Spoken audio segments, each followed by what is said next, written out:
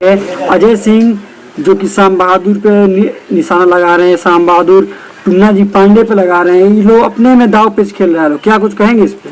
देखिए, सारी सिवान की जनता जानती है और मैं आपको स्पष्ट कर देता हूं आपके चैनल के माध्यम से कि जब साहबुद्दीन साहब जिंदा थे तो उनके नाम से ही राजनीतिक होता था और आज भी उनके नाम से राजनीतिक हो रहा है। साहबुद्दीन साहब एक सच्चे विकास पुरुष और अच्छे नेता थे और जवान के पक्के और वादे के सच्चे इंसान थे। सारी हिंदुस्तान जानती है, इसमें ना ही कोई शक है। यहाँ पे जनता का दुख दर्द लोग भूल गया है और अपना राजनीतिक सेकने में सब लोग पड़ा हुआ है। एक दूसरे पे टिप्पणी कर रहे हैं, ना ही कि यहाँ पे जनता तकलीफ में पड़ी है। सिवान की जनता तकलीफ में रह रही है, यहाँ पे एक दूसरे पे राजनीतिक खेल रहे हैं। वो दिन भी मुझे अच्छे से याद है जब विधानसभा चुनाव में आप लोग ने भी देखा होगा न्यूज चैनल के माध्यम से, जब सिवान में विधानसभा के समय था तो उसी समय बड़का गांव में जब नीतीश कुमार का मंच आगमन था, उस वक्त शाम बहादुर ही बताने वाला अजय सिंह को पितरपक्ष में बिया करके चुनाव लड़े हैं और आज वो एक दूसरे के साथ मिलजुल के और टुन्ना पांडे जी भी टिप्पणी कर रहे हैं। सबसे मुझे शर्म आता है।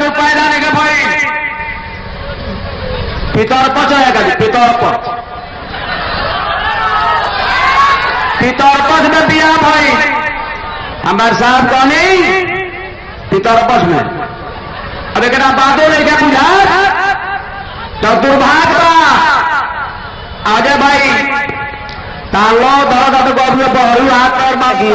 एक दूसरे में ये लोग का आपसी विवाद है और आज ये लोग दूसरा रवैया कर रहा है। बहुत शर्म आता है मुझे इसे घिनौने राजनीतिक पे। इससे ज्यादा इन्हें कुछ आता नहीं है, इससे ज्यादा ये कुछ कर भी नहीं सकते हैं। लेकिन जब टुन्ना जी पांडे ओसामा साहब से मिलने गए उसके बाद से बीजेपी ने उन्हें निलंबित कर दिया, इस पे क्या कुछ करेंगे आप?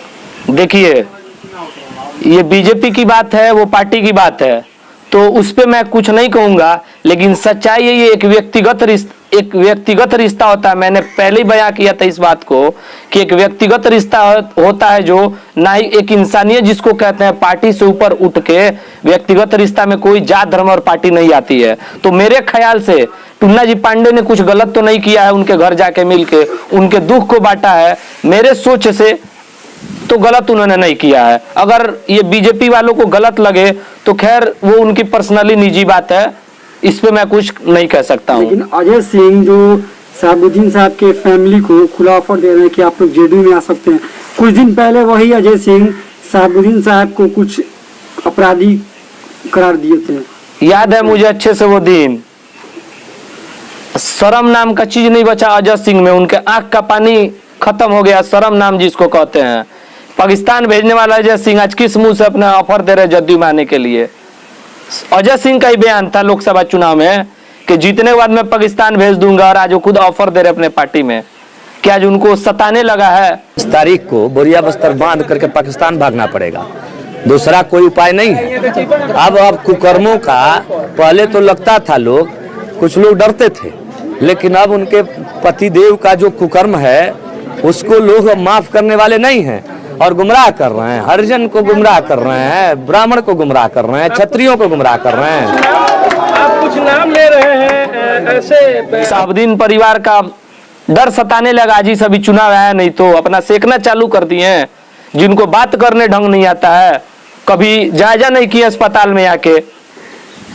अरे कैसे बात करते हैं आप अजय सिंह? आपको आपके पार्टी के नेता पूर्व विधायक शाम बहादुर ने पितरपक्ष में ब्याह रचने का, शादी करने का आरोप लगाया था और आपका बात टुन्ना जी पांडे का बात आपको बुरा लग गया, श्याम बहादुर का बात आपको याद नहीं आ रहा है और आज अनाप शनाप बके जा रहे हैं। सिवान बुरी स्थिति में पड़ा हुआ है, सिवान की जनता बदहाल हुई है, लचर हुआ है, अस्पताल शिक्षा लचर हुआ है, आपको यही नहीं दिख रहा है और आप लोग अपना सेकने में लगे हुए हैं। वोट बैंक अभी से तैयार कर रहे हैं। जिंदगी भर के आप लोग जनता को मूर्ख कर चुतिया समझे, जिंदगी भर आप लोग वोट ही बैंक तैयार करिएगा।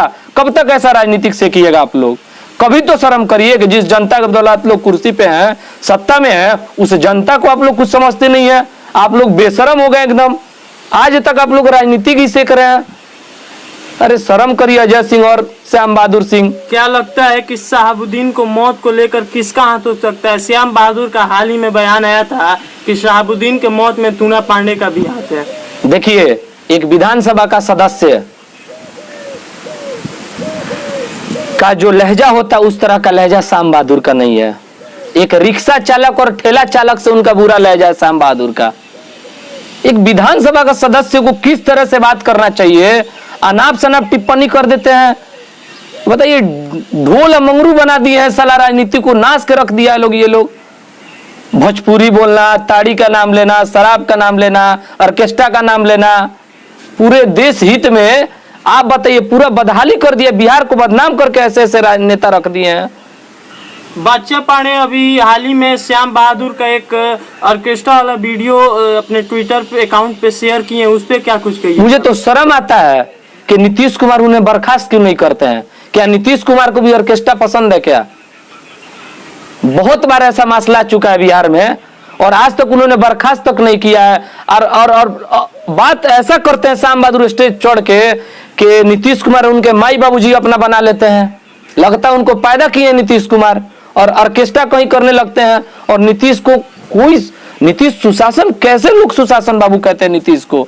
सारा करप्शन, सारा बलात्कारी, सारा करप्टेड नेता उनके में भरे हुए हैं और दिन पे दिन हत्या हो रही है और सुशासन बाबू लोग कहता है उनको।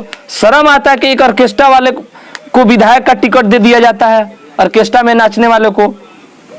आप बताइए। लेकिन सिवान से नीतीश कुमार के खास विधायक माने जाते हैं श्याम बहादुर सिंह, क्या कुछ कहेंगे इस पे? उनके बेहद ही करीबी माने आप जाते हैं। एक चीज बताइए, मैंने थोड़ी देर ही पहले कहा था, लोग कैसे नीतीश को सुशासन बाबू कहते हैं, किस बेस पे कहते हैं? सुशासन का मतलब क्या होता है जानता है कोई? यदि नीतीश कुमार को सुशासन के बारे में मालूम रहता तो एक ऑर्केस्ट्रा वाले को विधानसभा का टिकट देते हैं। एक पागल, एक पूर्व अपराधी है जो अजय सिंह, उनको उनके फैमिली से टिकट दिया जाता। क्या बात कर रहे हैं आप नीतीश कुमार के बारे में? नीतीश कुमार का जैसे जैसे एज ढल रहा है वो भाजपा के गोदी में खेल रहे हैं बच्चा की तरह। उनका दिमाग का जो मेमोरी, जो सिस्टम है, खत्म हो गया, काम नहीं कर रहा है। वो जो समझ में आ रहा है वो कर दे रहे हैं। एक सेवक को गिरफ्तार कर लिए हैं। जनता सेवा के लिए आपको नेता चुन रही है, एक नेता आपका सेवा करने आ रहा है जो जिसका नाम पप्पू यादव, आप उसको गिरफ्तार कर लिए हैं। क्या लगता है पूर्व सांसद डॉक्टर मोहम्मद शहाबुद्दीन साहब के 40वें के फातिये में तेजस्वी यादव आ सकते हैं? और सुनने में आ रहा है कि अखिलेश यादव भी आएंगे, क्या कुछ कहेंगे इस पे? आ सकते हैं या नहीं? आप बताइए, 40वें के फातिया में आकर तेजस्वी यादव कर क्या सकते हैं? वो लोग का निजी मसला है, सॉरी। वो लोग आते हैं कि नहीं आते ये मैं क्लियर नहीं जान रहा हूं, आप लोग के माध्यम से मुझे भी सुनने को मिल रहा है। लेकिन आगे कर क्या सकते हैं? जब वो मुसीबत में तेजस्वी यादव ने कभी खड़ा नहीं हुआ पूर्व सांसद शहाबुद्दीन के साथ, 40 के फातिया में आके क्या कर लेंगे वो? मुझे वो दिन अच्छे से याद है। ना मैं बीजेपी को दोष देता हूं, ना मैं कांग्रेस को दोष देता हूं। शहाबुद्दीन साहब का जिंदगी खराब करने में और मौत के पीछे अगर 30% राजद का हाथ है, अगर तो 70% सारा श्रेय नीतीश कुमार पे जाता है। राज्य का केस केंद्र में गया, बिना नीतीश कुमार का इजाजत का क्या वहां जा सकता है?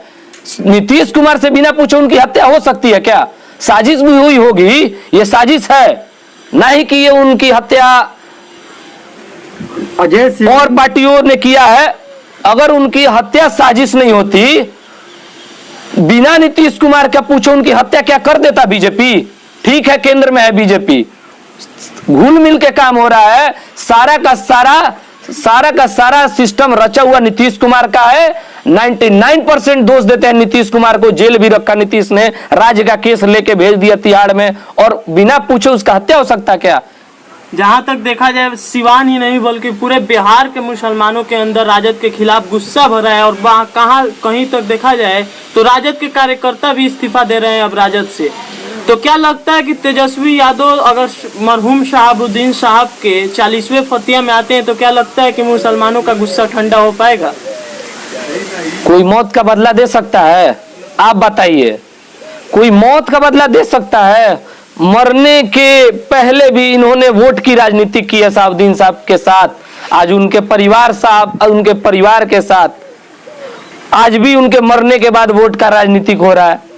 इतने ये लोग गंदे लोग हो गए हैं, इनके पास शर्म नाम का चीज नहीं बचा, इतने ये लोग गंदे हो गए। सर एक और चीज मैं कहना चाहता हूं कि यदि इंशाअल्लाह अल्लाह ताला ने चाहा, यदि अगर मुझे सदन जाने का मौका मिला तो कुछ सपने बचे हुए हैं पूर्व सांसद शहाबुद्दीन साहब का, जो कि सिवान को शिक्षा का चिड़ियाघर बनाना चाहते थे, सिवान में MBBS कॉलेज खोलना चाहते थे, हेलीपैड तक लाना चाहते थे, लेकिन इन दरिंदों ने साजिश रच के एक अच्छे और विकास पुरुष को जेल रखा था। इंशाअल्लाह मैं उसे पूरा करूंगा अगर कभी अल्लाह ताला ने मुझे मौका दिया, मौका मिला सदन में जाने का।